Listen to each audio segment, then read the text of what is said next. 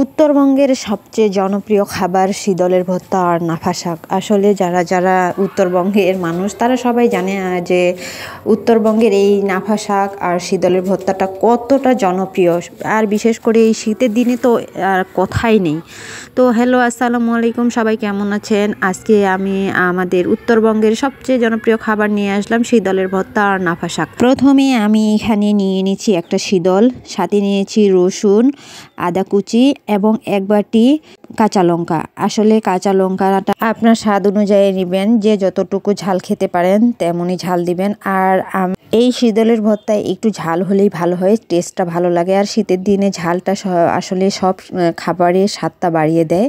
তো আমি এখন শীতলটাকে একেবারে গুঁড়ো গুঁড়ো করে নিব, যতটুকু পারবেন একেবারে মিহি করে গুঁড়ো করে নেবেন। এরপরে প্যান গরম করে সেখানে শীতলটা একেবারে লো হিটে ভেজে নেবেন, কারণ লো হিটে ভেজে নিতে হবে, না হলে শীতলটা বেশি হিট দিয়ে ভাজলে কিন্তু শীতলের ভর্তাটাই খেতে একেবারেই টেস্ট করবে না, একেবারে তিতা তিতা মনে হবে। তাই একেবারে যতটুকু পারেন লো হিটে একটু সময় নিয়ে ভাজবেন। আর শীতলের কালারটা কালারে থাকবে, কিন্তু ভিতরে যদি কাঁচা থেকে যায় সেটা ভাজা গিয়ে দেখতে তেমনই থাকবে যেমনটা দেখেন। আমার কিন্তু কালারটা ওরকমই আছে শীতলের মতো, কিন্তু এটা অনেক সুন্দর করে ভাজা গেছে, কারণ আমি কিন্তু লো হিটে একেবারে ভেজে নিয়েছি। এই যে দেখেন, এরপরে আমি এটা প্যান থেকে তুলে নিব। ওই প্যানের মধ্যেই কিন্তু আমি এখন একটু সামান্য সরিষার তেল দিব এবং আদা কুচিগুলোকে উল্টে পাল্টে ভেজে নিব। এটার কালারটা শুধু একটু চেঞ্জ হবে, একটু লাল লাল ভাব হবে। তারপরে আমি দেখেন এখানে কিন্তু একেবারে আদাগুলো দেখে বুঝতে পারছেন আমি লো হিটে ভেজে নিছি। আদাগুলো তুলে নিয়ে এখন এখানে দিয়ে দিব রসুন কুচি। রসুনগুলোকে খুব ভালো করে লাল লাল করে ভেজে নিব। আসলে এখানে কিন্তু এই শীতলের ভর্তাতে কোনো তেল লাগে না, এটা একেবারে তেল ছাড়াই ভর্তা বলা চলে একটা রান্না, এখানে তেমন তেল লাগে না। এই যে রসুনগুলো আমি এখন আস্তে আস্তে লো হিটে করে একেবারে ভেজে নিব, লাল লাল করে ভেজে রসুনগুলো তুলে নিয়ে এখানে কয়েকটা শুকনো মরিচ দিব। শুকনো মরিচগুলো ভেজে তুলে নেওয়ার পরে তার মধ্যে দিয়ে দেব কাঁচামরিচগুলো উল্টে পাল্টে একটু ভালো করে ভেজে সেগুলোও তুলে নিব। এখানে আমার ভাজাভাজি সব শেষ।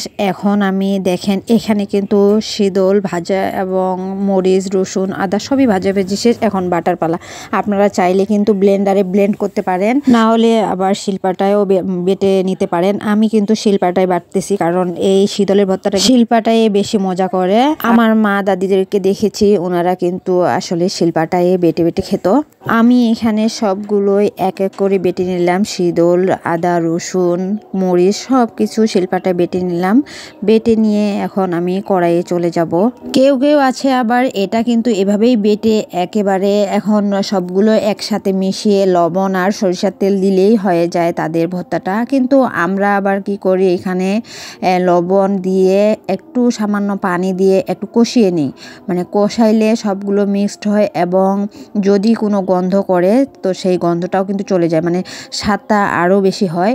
অনেকে ওভাবেও খায়, এভাবেও খায়, আমরা সবভাবেই খাইতে পারি।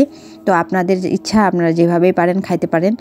আর এখানে এখন আমি কষিয়ে নিতে নিতে সম্পূর্ণ পানিটাকে টেনে নিয়ে একেবারে টাইট করে ফেললাম। আমার ভর্তা কিন্তু রেডি।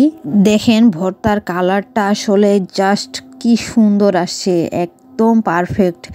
আর এত সুন্দর ঘ্রাণ ছুটছে যে খাইতে মন চাচ্ছে শুধু। তো আমার ভর্তাটা আসলে অনেক ভালো হয়েছে, অনেক মজা হয়েছে। আর এখানে আমি এখন লাফা শাক রান্না করব। এখানে আমি লাফা শাক ধুয়ে নিছি, এখন শুধু এটাকে রান্না করব। তো প্রথমে আমি এখানে প্রেসার কুকারে রান্না করব, আপনি চাইলে পাতিলেও রান্না করতে পারেন। তো আমি প্রেসার কুকারে বেশিরভাগ রান্না করি। আর এখানে রসুন বাটা দিছি এবং কাঁচামরিচ দিছি, এক বাসার একেবারে গাছের কাঁচামরিচ, একটু ঝাল ঝাল হবে। আর সাথে এখন দিয়ে দিলাম আমার নাফা শাকগুলো।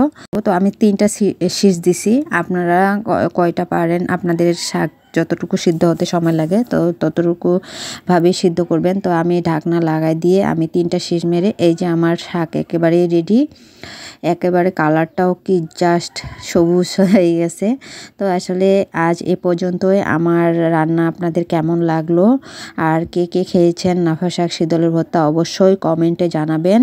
আর পাশে থাকবেন লাইক কমেন্ট সাবস্ক্রাইব করে। আল্লাহ হাফেজ।